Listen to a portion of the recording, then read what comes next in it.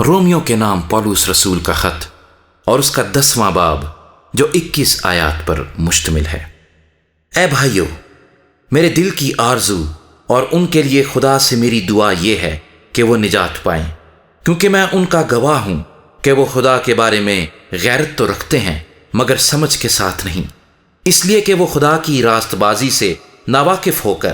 اور اپنی راست بازی قائم کرنے کی کوشش کر کے خدا کی راست بازی کے تابع نہ ہوئے، کیونکہ ہر ایک ایمان لانے والے کی راست بازی کے لیے مسیح شریعت کا انجام ہے۔ چنانچہ موسیٰ نے یہ لکھا ہے کہ جو شخص اس راست بازی پر عمل کرتا ہے جو شریعت سے ہے وہ اسی کی وجہ سے زندہ رہے گا،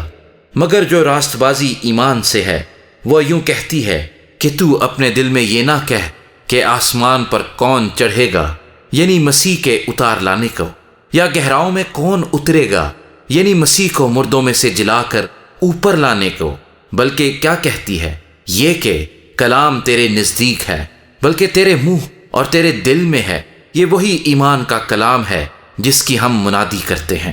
کہ اگر تو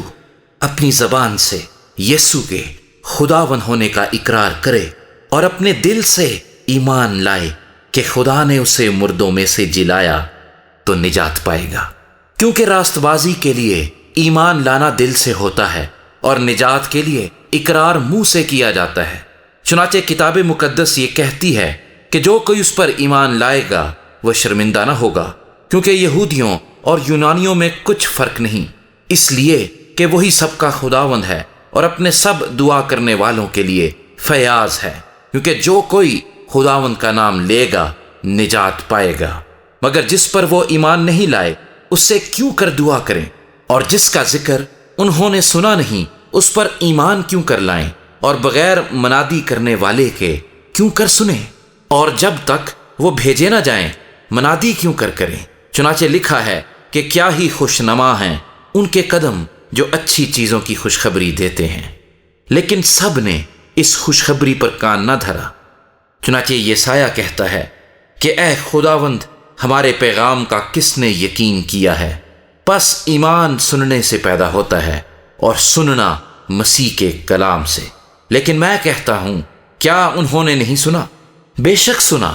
چنانچہ لکھا ہے کہ ان کی آواز تمام روئے زمین پر، ان کی باتیں دنیا کی انتہا تک پہنچیں۔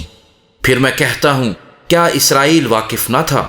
اول تو موسیٰ کہتا ہے کہ میں ان سے تم کو غیرت دلاؤں گا جو قوم ہی نہیں، ایک نادان قوم سے تم کو غصہ دلاؤں گا۔ پھر یسایہ بڑا دلیر ہو کر یہ کہتا ہے کہ جنہوں نے مجھے نہیں ڈھونڈا انہوں نے مجھے پا لیا، جنہوں نے مجھ سے نہیں پوچھا ان پر میں ظاہر ہو گیا۔ لیکن اسرائیل کے حق میں یوں کہتا ہے کہ میں دن بھر ایک نافرمان اور حجتی امت کی طرف اپنے ہاتھ بڑھائے رہا۔